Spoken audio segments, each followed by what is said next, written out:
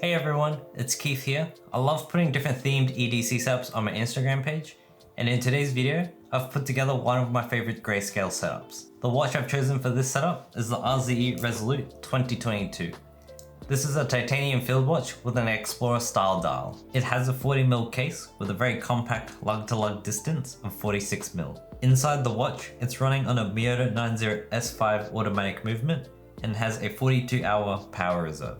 The case has very aggressive angles and flat surfaces which catch the light and look beautiful at different angles. The soft brushed finish on the titanium case and bracelet has a matte look and makes the watch feel premium.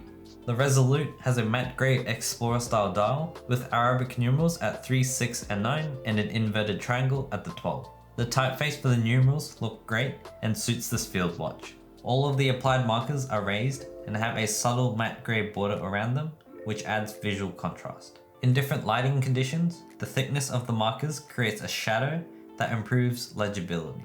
The hour, minute and seconds hands have a highly reflective polished finish. I love how the polished hands contrasts with the matte grey dial and markers. Also, the lollipop seconds hand adds extra visual interest and makes it easier to identify. Lastly, the markers and hands have a Swiss superluminova which gets very bright in the dark. The grayed out dial on the Resolute is fantastic and everything is evenly balanced. On my 5.5 inch wrist, this watch wears really well. The watch with the bracelet weighs 88 grams and it feels very lightweight. The lugs are slightly angled and sit on the end of my wrist. It also allows the bracelet to naturally wrap around the edges of my wrist for a better fit. The H-Link style bracelet has fantastic articulation and hasn't snagged my hair. The clasp is signed with the RZE logo and has a satisfying snap.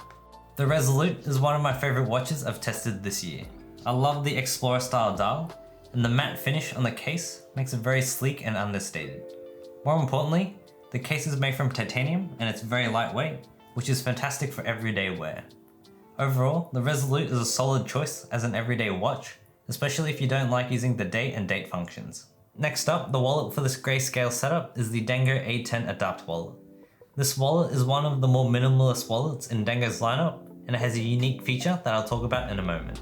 This wallet is made from aluminium in a shiny satin silver finish. The wallet holds about 4 cards in the front slot and 1 card in the back slot secured by rails. These rails are the main feature of this wallet and allow it to become modular. There are extra add-ons from Dango that you can add to the existing case, such as a card holder or a bifold wallet. For example, I have this card holder that can hold an additional 3 cards, and in total, this wallet holds 7 cards.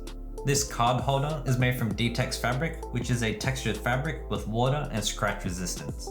The modular system adds plenty of flexibility for your carry options to fit your preferences. For example, you can detach the case and leave it in the car, while you take a few essentials like an ID and credit card in the card holder. When it comes to my wallet, I'm more of a minimalist and I don't carry cash on me. I usually carry about 4 to 6 cards and prefer using the Adapt wallet by itself. The aluminium case fits comfortably in my pockets, and I find the extra add-ons make the wallet too thick for me. The A10 Adapt wallet is pretty solid, and out of all of the different Dango wallets I've tested, this one is still my favorite. Have you tried any wallets from Dango? If you have, let me know your favorite one in the comments. For this Greyscale key setup, there are 2 parts to it, the WESN CB and the WESN QR. The CB is a minimal carabiner made from a single piece of titanium, and the QR is a simple quick release keychain that is also made from titanium. On one end of the QR, you add the split ring with your keys. On the other, you attach it to the carabiner. This is a minimal keychain setup that works pretty well. You can attach the CB on a belt loop or inside a bag, and the QR allows you to quick release your keys when you need access without removing the carabiner. The CB and QR has solid construction and is very lightweight. The whole setup is very sleek and the super clean design is perfect for the minimalist. The next piece of gear is the Dune Pen from Monpocco. This pen has an aerospace grade aluminium body with a silver bead blasted finish. The Dune Pen has minimal branding. It only has a logo on the body below the twist mechanism. The twisting action feels solid and there's beautiful milling around the end cap for extra grip. This pen is not the most carry friendly because it doesn't have a pocket clip. Inside the Dune Pen, it's using the Schmidt P8127 refill. It's 0.7mm thick and it writes very smoothly. The pen weighs around 26 grams and in hand it feels very well balanced. I've had the Dune Pen for about a year now and I love using it. I'm not sure if the pen is out yet or if it's available for purchase, but I'll include links to the Instagram and website in the description. Up next is the Olight i3T in the titanium version. There is a slightly cheaper option in the black stainless steel body, but I went with this one because it looked much better and it's in titanium. Most titanium flashlights are usually pretty expensive, but this one was one of the more easily accessible and affordable options that I could find. The i3T is a compact flashlight that runs on a single AAA battery. This light can easily fit into my pockets or pouch. Attaching the light to your hat with the two-way pocket clip works very well. The body of the i3T has a double helix knurling which provides a very good grip. Also, the titanium has a subtle stonewash finish that feels nice in hand. The light has a rubber tail switch to turn it on and it has two modes. In moonlight mode, the i3T outputs 5 lumens with a 16-hour runtime. And in turbo mode, it has a maximum output of 180 lumens with a 21-minute runtime. The i3T is a fun and pocket-friendly light even though its maximum output might not be very bright. The titanium versions sell out pretty quickly at Olight and on Amazon.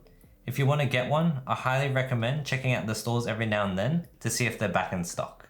To complete this grayscale setup, I've picked the Civivi NOx. The Civivi NOx is a flipper with a stainless steel frame lock. The version I have here is the grayed out version with the stainless steel handle and satin blade. The design of the NOx is super clean and minimal. I love this design and prefer it over the Civivi Elementum. It's got nitro V steel and a drop point blade shape. It also has a nice wedge along the spine and a little bit of jimping for extra grip. The blade has a satin finish, which is a fingerprint magnet. I'm usually not a fan of satin blades for this reason, but I'll let this one slide because I love the look of the NOx. Most Civivis usually have a polished logo with black edges on the pivot, but on the NOx it has a ghosted pivot. I like how it's been done because it matches the stainless steel handles and looks more cohesive. The knife feels a bit hefty, which I quite like because it gives it a more solid and premium feel. The ergos are pretty comfortable in my small hands. The pocket clip is ambidextrous and in my experience, I don't feel any hot spots. Lastly, the flipping action on the NOx is very snappy. I've had this knife for a month and the action still feels a bit stiff but very satisfying. There's a big cutout on the show side of the scales and I had no issues accessing the lock bar. I was expecting the frame lock to be very stiff, but it feels surprisingly easy and smooth to engage. Overall, the Civivi NOx feels solid in hand, even though it's not the most fidgety knife. The snappy action and premium feel make up for it. I love the grayed out look on this knife and it matches my grayscale setup very well. My everyday carry is a blacked out setup and I love switching it up with this grayscale setup, minus the knife for legal reasons. I love grayscale setups and I think it's a very underrated theme. Ideally, I wished everything was in titanium, but I might make an updated video with a titanium setup. What are your thoughts on the setup I put together? And what's your favorite grey EDC gear?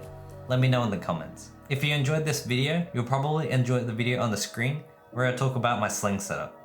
Thank you for watching, and I'll see you in the next video.